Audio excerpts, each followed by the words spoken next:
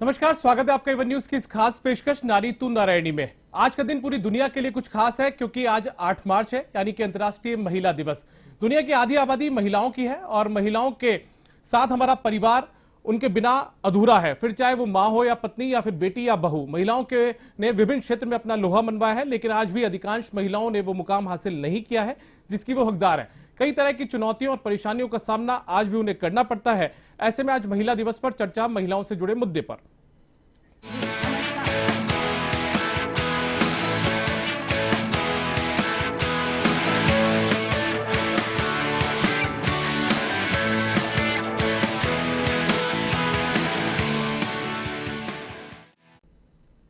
और इसी मुद्दे पर चर्चा के लिए हमारे साथ में 3 खास मेहमान हमारे स्टूडियो से जुड़ी हुए और साथ में मेरी सहयोगी राखी सिंह भी मेरे साथ स्टूडियो में मौजूद है। राखी, आपका जो तमाम मेहमान है उनसे तारुफ करवाएंगी।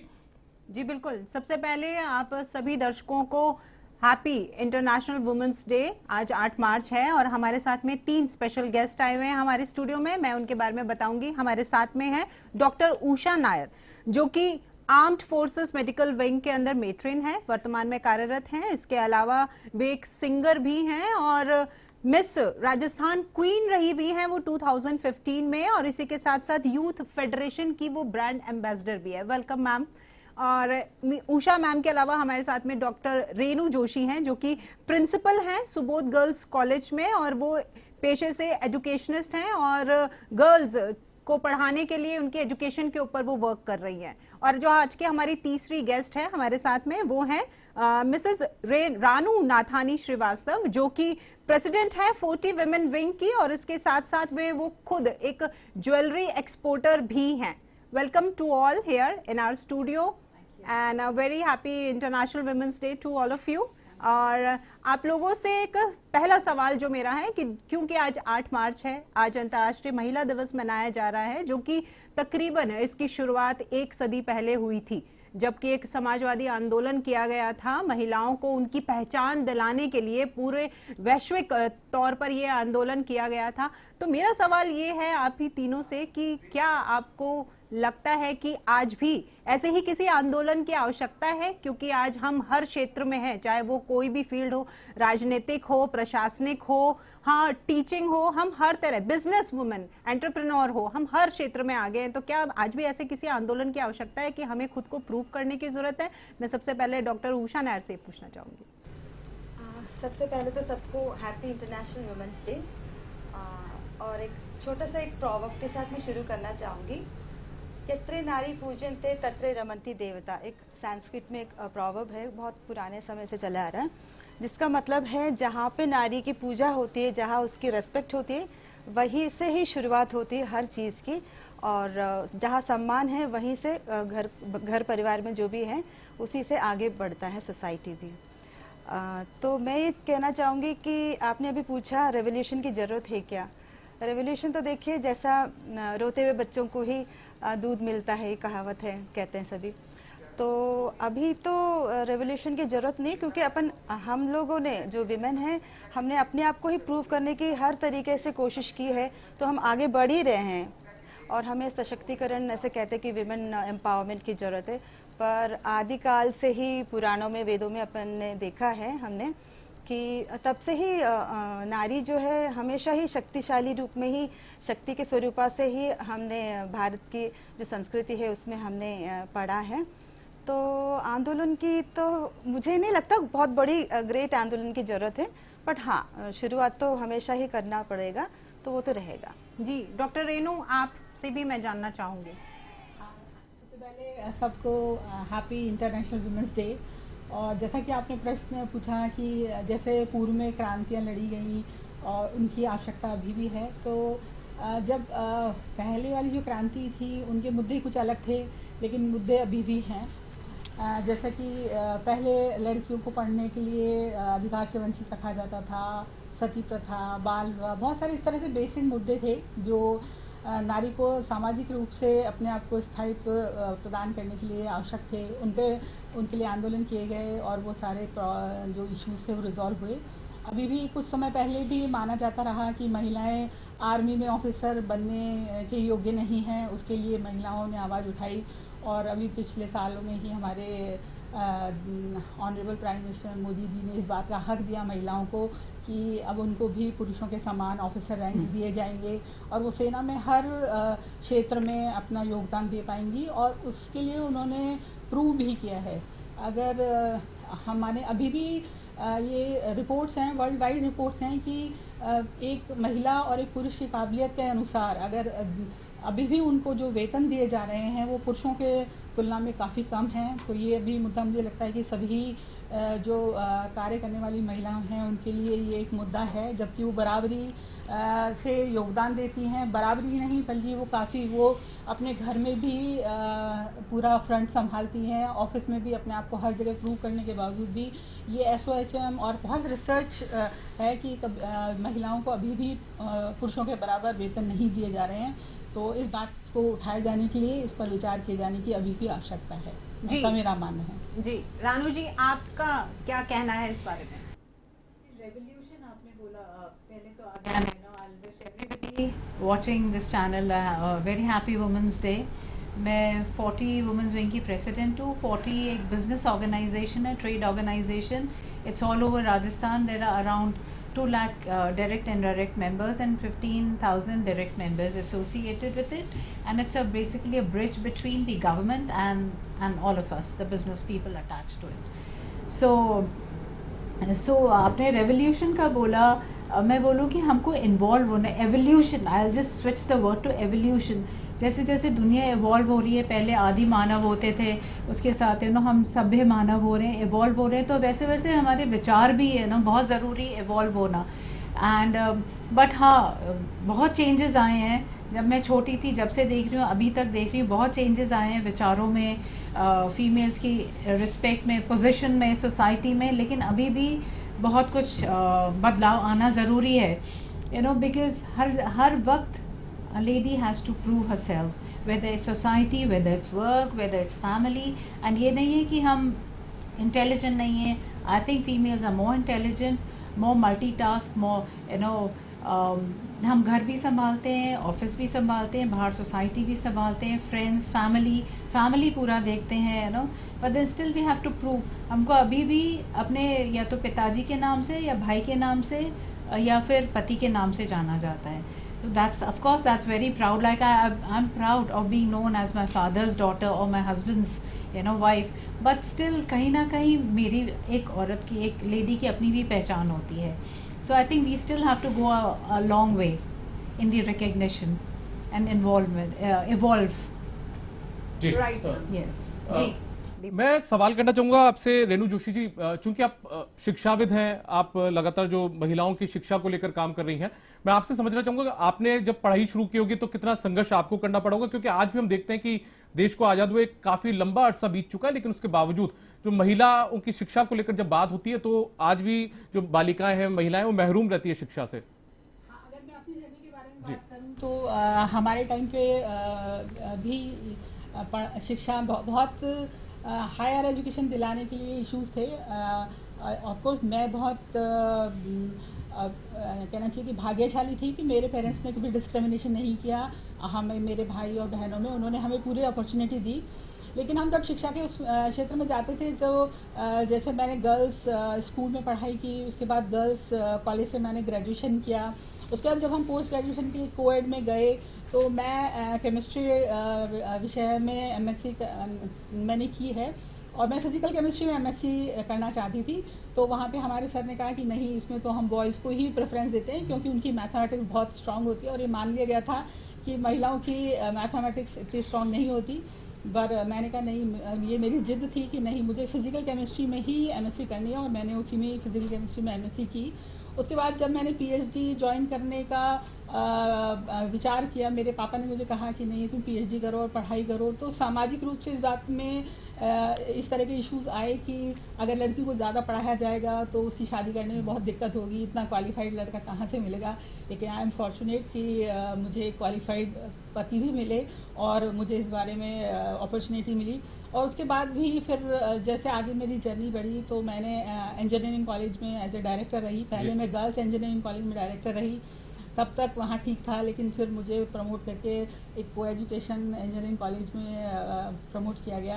तब वहाँ पे बहुत सारे लोगों ने इस बात पे ऐसे स्टेटमेंट्स दिए कि 6 महीने से ज़्यादा नहीं चला पाएंगी, और मैं प्राउडली आज शेयर करना चाहती हूँ कि मैं वहाँ 10 साल मैंने वहाँ अपने आप को साबित करके दिखाया, और मेरा उस इंस्टीट्यूट को आगे ले जाने में बहुत कंट्रीब्यूशन रहा, और मुझे अवार्ड्स भी मिले उसके लिए।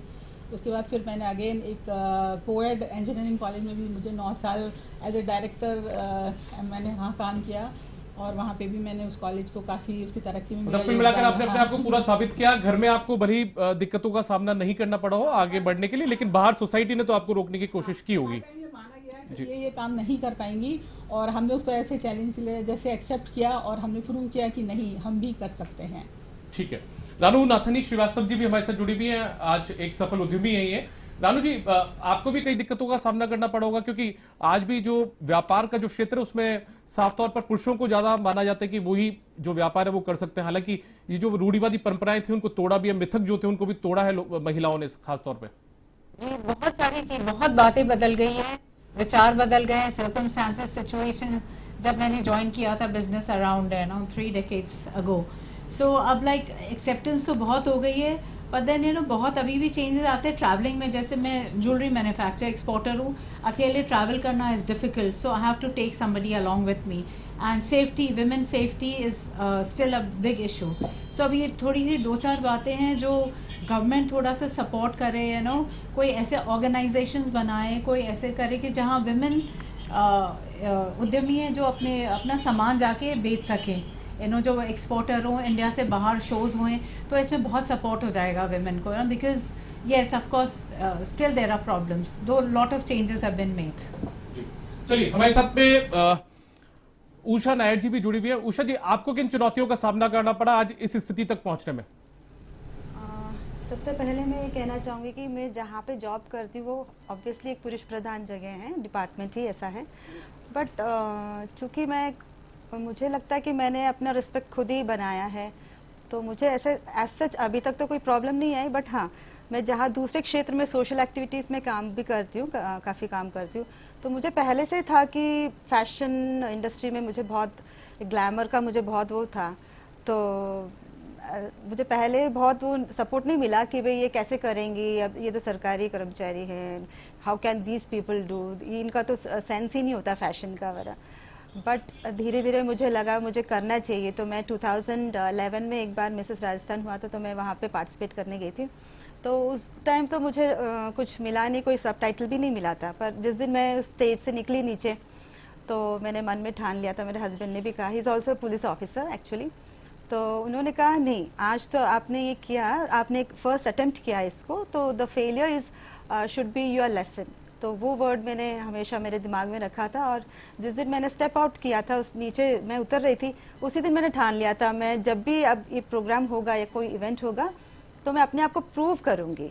तो 2015 में वापस इसी तरह का, उस टाइम इतने कॉन्टेस्ट होते भी नहीं थे, तो 2015 में जब कॉन्टेस्ट हुआ था तो मैं वहाँ गई और मैं विनर भी रही, और उसके बाद वापस मैंने 2017 में दूसरा एक मिसेस इंडिया क्वीन दिल्ली में हुआ था, तो वहाँ पे भी जाके मैंने पार्टिसिपेट किया, वहाँ पे भी रनर अप रही मैं। तो मैंने अपना जो है उसके बाद फिर मैंने सिंगिंग में भी कोशिश की। पहले तो काफ़ी लोगों ने रिजेक्ट किया था कि बोले कि नहीं ये तो she can't sing and all ना, तो बट मैंने अपना टैलेंट को मैंने छोड़ने नहीं दिया, अपने पैशन को बनाए रखा, मैंने काफ़ी डायनामिक सीखे। मुझे टाइम नहीं मिलता था, मगर फिर भी मैं किचन में बैठ के यूट्यूब चला के गाने का डायनामिक्स और क्लासिकल सॉन्ग्स वगैरह सुनती थी। मेरे मेड भी बोलती थी कि आप ये क्या कर रहे हो, तो मैं छोड़ती नहीं थी अपने पैशन को। तो इस तरह धीरे धीरे मैंने अपना किया, और अब मैंने प्रूव किया। अभी जो पहले जो मेरे साथ गाना नहीं चाहते थे लोग, वो भी आजकल बोलते कि चलिए मैम आपके साथ हमको एक गाना भी गाना है, तो I feel so proud, I have proved it. चलिए, तो 3 खास मेहमान हमारे साथ में स्टूडियो में जुड़ी हुई है, लगातार उन्होंने अपनी सफलता की कहानी भी हमारे साथ में हम आगे बढ़ाते हैं। हमारे साथ में जो हमारी सहयोगी है राखी सिंह, वो भी मौजूद है। राखी, मैं आपसे समझना चाहूंगा, आपने आखिर पत्रकारिता को क्यों चुना था? देखिए दीपक जी, अगर मेरी बात की जाए तो मैं भी बेसिकली मेरी भी जर्नी की शुरुआत जो हुई थी वो एजुकेशनिस्ट के तौर पे थी। मैं भी टीचर हुआ करती थी। I was also an English lecturer at engineering college, और पीजीटी इंग्लिश रही हूँ मैं आर्मी पब्लिक स्कूल में, लेकिन उसके बाद में मैंने पत्रकारिता को चुना क्योंकि I wanted to prove myself. Someone has asked me, किसी ने मुझे कहा था कि तुम स्क्रीन के लायक नहीं हो, तो बस वो बात कहीं खटक गई मन में और मैंने खुद को स्क्रीन पे लाने की पूरी कोशिश की और आज आपके बगल में बैठी इस शो को होस्ट कर रही हूँ. चलिए, तो हमारे सवालों के जो सिलसिला है वो लगातार आगे बढ़ते हैं. राखी शुरू करिए आप. जी. मैं हमारे जो जितने भी गेस्ट हैं उनसे मैं ये पूछना चाहूंगी कि इस बार जो विमेंस डे है इंटरनेशनल, उसकी जो थीम है 2023 की, वो है digital innovation and technology for gender equality. तो मैं सबसे पहले डॉक्टर रेनू से मैं पूछना चाहूंगी कि वो इस थीम को लेकर के किस तरीके से देखती हैं कि जो टेक्नोलॉजी और इनोवेशन को लेकर जेंडर इक्वालिटी की बात की जा रही है वो कहां तक इस वक्त में सार्थक सिद्ध हो पा रही है. मैं इस बारे में ये कहना चाहूँगी कि अगर हम इनोवेशन की बात करें और टेक्नोलॉजी की बात करें तो ये जेंडर इक्वलिटी को करने में बहुत सहायक सिद्ध हो रहा है. क्योंकि अभी टेक्नोलॉजी की वजह से बहुत सारी महिलाएं हैं जो वर्क फ्रॉम होम कर सकती हैं. तो अगर किसी फैमिली में कंस्ट्रेंट है या आपकी फैमिली की रिस्पॉन्सिबिलिटी है, बच्चे छोटे हैं, अगर आप ऑफिस जाके काम नहीं कर सकते तो आप इक्वली रेस्पेक्टफुल जॉब टेक्नोलॉजी की वजह से घर से कर सकते हो. तो ये कहीं हमको इक्वलिटी के करीब ले जाता है. और इनोवेशंस में भी अगर आप देखेंगे तो महिलाओं में बहुत सारे इनोवेशन, कोई महिलाएं थी जिनकी हॉबीज थी, अचार बनाना था या हैंडीक्राफ्ट करना था या कुछ बिजनेस वो कर रही थी, लेकिन उनको कोई रिकग्निशन नहीं मिल रहा था. लेकिन टेक्नोलॉजी की वजह से आज वो पूरी दुनिया उनको जानती है, वो अपने स्टार्टअप चला रहे हैं, उनको फंड्स मिल रहे हैं. बहुत सारी महिलाएं अपना खुद का यूट्यूब चैनल चला रही हैं, इन्फ्लुएंसर बन रही हैं. तो जिसमें भी एक्सपर्टीज है वो अपने आप को शोकेस कर सकता है. तो ये एक बहुत बड़ा इनोवेशन और टेक्नोलॉजी की वजह से एक अपॉर्चुनिटी है महिलाओं को अपने आप को बराबर सिद्ध करने के लिए. जी, बिल्कुल सही कहा आपने. और मैं पूछना चाहूंगी रानू मैम से कि being a business woman and a jewellery exporter, और ये जो थीम है इस बार 2023 की, how it does help you in your jewellery business? See, technology, I would say, has got the world closer. Because इसकी वजह से हम जयपुर में बैठे बैठे अमेरिका को रीच कर सकते हैं, Europe, any part of the world we can reach. So obviously when we can touch the people यहीं बैठे बैठे, so it's got everybody together. हम अपने यहीं से बैठे बैठे पिक्चर्स भेज देते हैं कस्टमर्स को, ऑर्डर्स आ जाते हैं, and everything is online. And specially Covid के बाद मैं पर्सनली अपना भी बोलूँगी, I have learned a lot. I was in tech savvy so much. So because अब जब सर पे आई है कोविड के बाद, on those 2 years, I think we had to learn, and then life has become so simpler learning, because future is AI, so I can do, like I've started posting my pictures, अब Instagram में डालते रहती हूँ मैं बैठे बैठे free time में, and ज़्यादा नहीं तो इक्के दुक्के भी ऑर्डर्स आते हैं, तो रोटेशन होता रहता है, because future is technology. So of course women has become very expert at it, and mentally it gives a lot of satisfaction कि हम किसी से कम नहीं है, हम भी अपना काम कर सकते हैं, and technically savvy हो गए हैं. So that makes me really happy. Ji. Usha ma'am, आप बीइंग अ गवर्नमेंट एम्प्लॉय, आपको टेक्नोलॉजी से जुड़े रहना पहले इतना नहीं था, लेकिन अभी फिलहाल technology is, if you want to do your work you should be connected with the technology and it gives you more and more opportunities. Are you agree with me? Yeah, obviously we agree with you, because हमारे जो क्षेत्र है उसके अंदर काफ़ी technology की वजह से काफ़ी जो दूसरा विंग है हमारा, उन्होंने साइबर क्राइम के लिए भी काफ़ी काम किए, इंटेलिजेंस में काफ़ी सहायता मिलती है जो टेक सेवी होने के वजह से लोगों को. और हमने एक जनरल मेंटल हेल्थ का एक प्रोग्राम शुरू किया था हमारे ही बटालियन में, आर्म्ड फोर्सेस में. उसमें भी हमने पूरा ये टेक्नोलॉजी का इस्तेमाल किया था और लोगों को हमने उसका अप्रेजल किया था कि भी कैसे वो लोग मेंटली हाइजीनिक रहे अपने बटालियन में और अपने वर्कआउट कैसे करें. और जैसे मैम्स ने, मेरे दोनों बहुत सीनियर्स हैं, उन्होंने जो अनुभव बताया वो बिल्कुल टेक सेवी होने से, बहुत सारी चीज़ों में टेक्नोलॉजी आगे बढ़ने से जो अपनी हमारी जो जेंडर इक्वालिटी है वो थोड़ा सा कम होने का उसमें रास्ते पे हैं. And it is coming out, the result is coming out. Ma'am gender equality आपने जो शब्द बोला है, इसी शब्द को लेकर मेरा एक और सवाल है जो कि आप तीनों से ही है मेरा, कि जेंडर इक्वालिटी की बात हो रही है तो देखा जाए गाँवों में अगर सेकेंडरी तक का स्कूल है और अगर सीनियर सेकेंडरी का स्कूल है, मेरे कहने का मतलब कि गाँव में स्कूल जहाँ तक है, जहाँ तक क्लासेस हैं वहाँ तक ग्रामीण परिवेश में बच्चियों को वहीं तक भेजा जाता है और उसके बाद में उनकी पढ़ाई बंद कर दी जाती है, और अगर वहीं उसी परिवार में उनका बेटा है तो उसे घर के बाहर, गाँव के बाहर दूसरे स्कूल में भी भेजा जाता है कि वो आगे बढ़े, उनका नाम रोशन करे। तो ये कहां तक सही है? इस कारण बच्चों की पढ़ाई बंद हो जाती है। तो सबसे पहले तो मैं हमारे जो एजुकेशनिस्ट मैम है, मैं उन्हीं से पूछना चाहूंगी।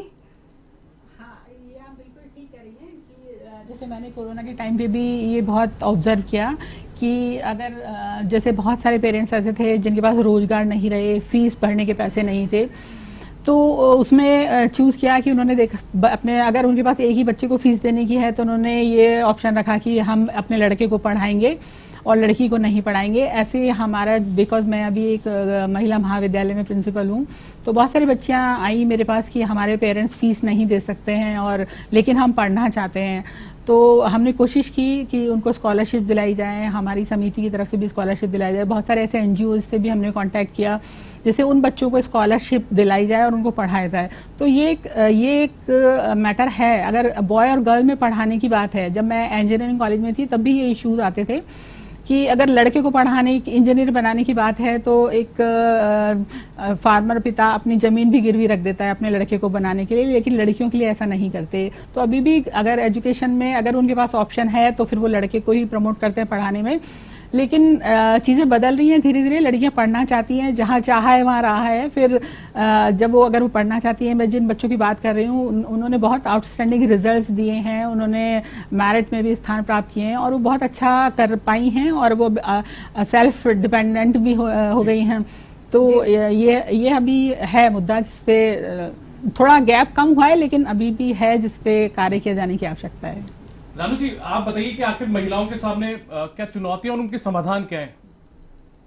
आजकल ऑप्शंस बहुत है ना। ठीक है, 11th 10th 12th तक तो पढ़ना ज़रूरी है, बट उसके बाद ज़रूरी नहीं है कि ग्रेजुएशन करें, पोस्ट ग्रेजुएशन करें, because skill development is very very important, I feel, because end result होता है we have to be self sufficient, which is very important. Financially, economically एक महिला को इंडिपेंडेंट होना चाहिए। मैं बोलूँगी पेरेंट्स दहेज नहीं दें, कुछ नहीं दें, बस एक अच्छी एजुकेशन, शिक्षा दे दें और एक अपनी डॉटर को अपने पैरों पर खड़ा कर दें कि वो अपने खुद को सपोर्ट कर सके फाइनेंशियली, अपने परिवार को सपोर्ट कर। बिकॉज एक शिक्षित महिला होती है सो अपने वो परिवार को अपब्रिंगिंग अच्छी देती है बच्चों को, एंड सोसाइटी में अपलिफ्टमेंट होता है और इवेंचुअली देश आगे बढ़ता है। सो स्किल डेवलपमेंट की ट्रेनिंग ले ले, किसी भी सिलाई का हो, क्राफ्ट वर्क हो, कुछ भी हो, और अपना काम कर सकती है। सो of course education training is very very important. ठीक है उषा नायक जी, मैं आपसे, मेरा एक सवाल है और हम हमारे प्रोग्राम के आखिरी दौर में है, तो पहले से यदि महिलाओं की तो बात करें तो स्थिति काफी बेहतर हुई है, लेकिन जो अगला महिला दिवस हो, अंतर्राष्ट्रीय महिला दिवस यानी कि 2024 में, वो और बेहतर महिलाओं के लिए हो, तो उसके लिए क्या कुछ और किया जाना चाहिए? अभी तो काफ़ी कुछ सरकार आगे, मतलब बहुत सारे अच्छे इनिशिएटिव्स लेकर आई है, काफ़ी रिजर्वेशंस दिए हैं और काफ़ी चीज़ों में बहुत सारे सब्सिडीज़ भी दिए हैं विमेन एंटरप्रेन्योर्स के लिए, स्टार्टअप्स करने के लिए। बहुत सारी चीज़ों में उन्होंने बहुत आगे बढ़ाने की बहुत पूरी कोशिश की। हो सकता है आगे आने वाले दिनों में और कुछ अच्छे इनिशिएटिव्स आए, अच्छे प्रोग्राम्स निकालें, यही हमारी उम्मीद है। तो अब क्योंकि एक समय की सीमा होती है और हम काफ़ी चर्चाएं कर चुके हैं, तो मैं इस शो को लास्ट में, जब ये शो हमारे समाप्ति की ओर है, तो उससे पहले मैं महिलाओं के सम्मान में 4 पंक्तियां कहकर इस शो को मैं समाप्त करना चाहूँगी। मैं कहना चाहूँगी आप लोग की इजाज़त से कि कम नहीं है ये किसी से, साबित करके दिखाएंगी, खोल दो बंधन इनके, ये हर मंजिल को पाकर दिखाएंगी। तो बहुत बहुत धन्यवाद आप सभी गेस्ट का, आप लोग हमारे शो का हिस्सा बने और महिलाओं को लेकर आपने जो आज ये बातें कही हैं, चाहे वो एजुकेशन की हो, चाहे वो बिजनेस की, चाहे वो उनके जॉब प्रोफाइल को लेकर उनके आगे बढ़ने के लिए, आप एक सच में वाकई में एक इंस्पिरेशन के तौर पर आई हैं, जो बिल्कुल आज ये शो देखने वाली हर एक महिला को इंस्पायर करेगी। बहुत बहुत धन्यवाद आप सभी का।